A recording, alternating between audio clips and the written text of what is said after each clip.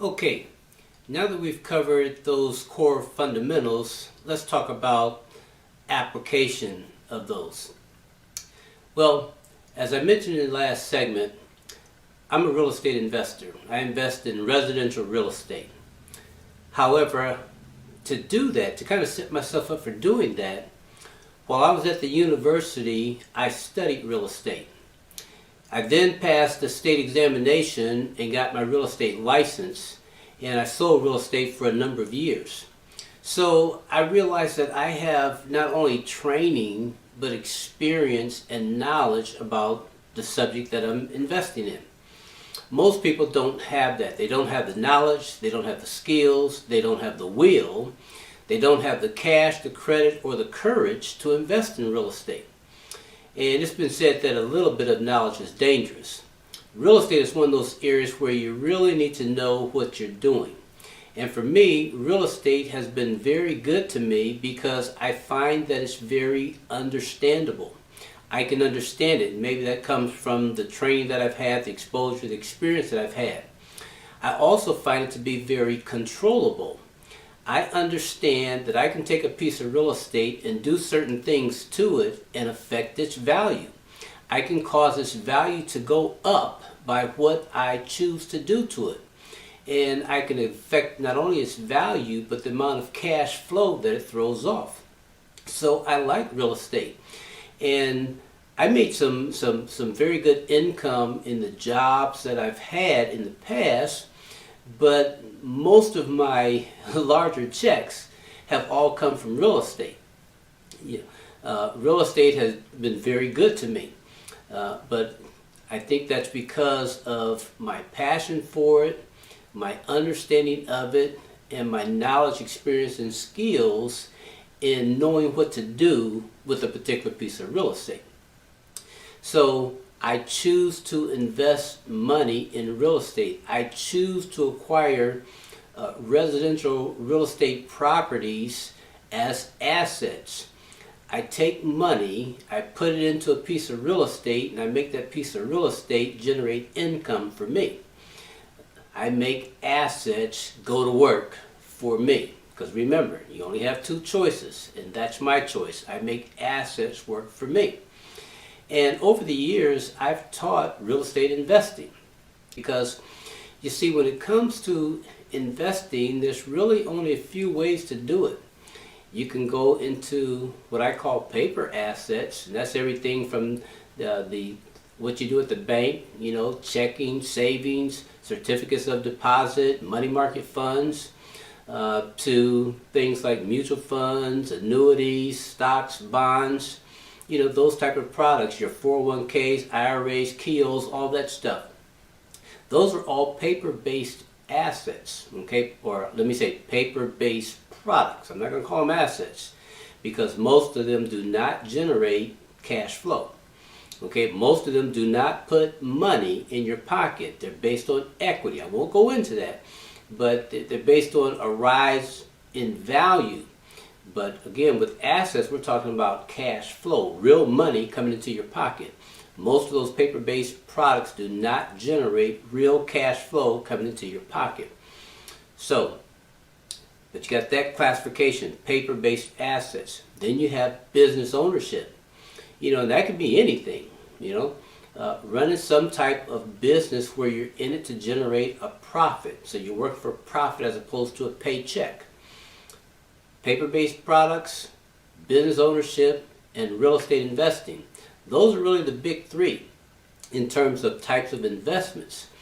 So I choose to invest in business ownership and real estate because those are both items that operate on that right side of the cash flow quadrant, that side where 90% of wealth is generated in the United States. I choose to operate on that side. So I invest in real estate and I pursue business ownership. Now for business ownership, not only was I looking for how I wanted to generate income for myself, I was looking at how can I help other people do likewise. And as I've taught real estate investing, I find that most people lack the essentials that are necessary to do well over there. And a big part of it is knowledge. A little bit of knowledge is dangerous. So you need to really understand what's going on in the real estate arena.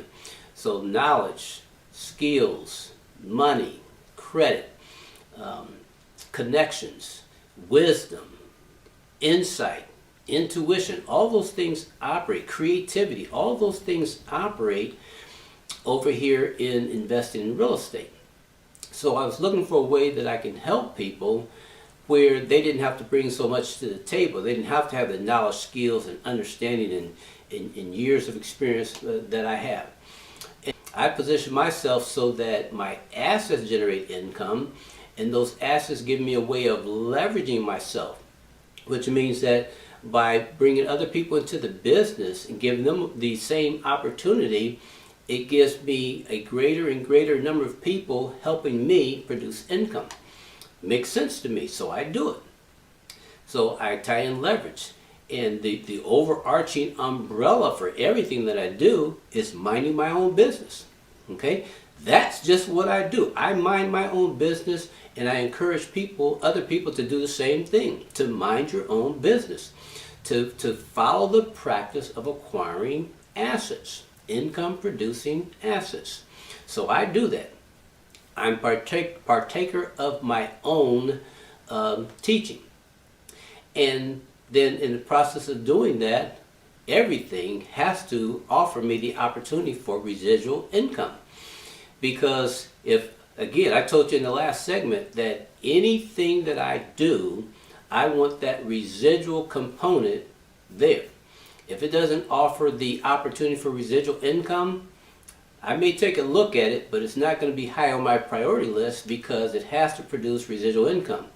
I only have so much time. We all only have 24 hours a day. And so we're very limited in terms of what we can do. But by taking and combining the power of leverage and residual income, we have the opportunity to generate above average results. And that's what I choose to do. So I take those core fundamentals and I look for assets that I can acquire, assets that make sense to me, assets that I think make sense to other people, and I simply position myself to get paid. And so here's kind of the fundamental or the understanding that goes along with the words that I've just shared with you. It's necessary to position yourself to get paid by people spending. That's what business is. A beautician or a barber has simply positioned themselves to get paid for providing this hair care service. Okay? They have the skill, they have the knowledge to do what they do, but they're on the receiving end of cash flow every time they provide that service. Your grocery store provides products and services that people want and need. And every time someone buys a product, the business is on the receiving end of that cash flow. The customer gets the product, the business gets the cash. And so all they've done is position themselves on the receiving end of financial transactions. That's what I do. I position myself on the receiving end of cash flow. Using the real estate example again, I own the property, I put tenants in them, and every month they pay their rent. I'm on the receiving end of that cash flow. Sure, I have costs, but understand once again, go back to the definition of asset. The asset is something that puts money in your pocket, more money than the cost of ownership. I have expenses, sure I do. Every business that operates has expense. McDonald's, a franchise costs now what, $1 million, $2 million? I don't know what the number is, but it's very expensive to get a McDonald's franchise. And they have a lot of operating overhead. But people buy McDonald's franchises and spend a tremendous amount of dollars to acquire the franchise and operate the franchise because the potential for profit is still there. I just choose to keep my costs a lot lower, but I'm doing the same thing, acquiring assets and letting those assets generate my income. So that's my approach to taking those core fundamentals and applying them in my own life. And I just want to make one more comment. In my case, I worked jobs of a variety of types, but I began investing in real estate back in 1981. And over the years, I acquired a number of pieces of property. Okay? And I'll just throw up on the screen examples of some of them so you can see just some of the projects that I've done over the years. I've done quite a few projects. And I continue to invest in real estate because, as I said, real estate has been very good to me. But from there, I start looking at the internet, because the internet has been referred to as the real estate of the 21st century. And I realized that I could likewise position myself on the internet to where I can provide services that people need and get paid that way. And that would expand my reach. Instead of just having tenants in my local area, I could now provide products and services to people really globally. So my reach can be international, and yet if I set the system up right, it wouldn't require me to do work on a daily basis. Because just like right now I'm recording this video, once it's done, it's done. And it's a tool that continues to work for me day after day after day. So you can call it an asset, because this video now works for me, helping me produce an income on autopilot 24 hours a day, 7 days a week. So it's just taking those core fundamentals and having the willingness and the courage to apply that knowledge and make the results happen. When I buy a piece of real estate, I do what I need to do to the property, I get a tenant in there, and I make it produce income for me. When I set the system up, it's the same kind of thing. I had to learn what I need to do, I had to do it, and make it generate the results that I wanted. So it's in these three areas. It's in the thinking, the learning, and the doing.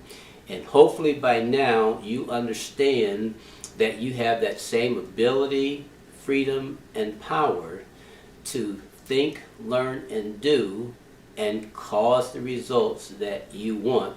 And that's what we're going to talk about in the next session.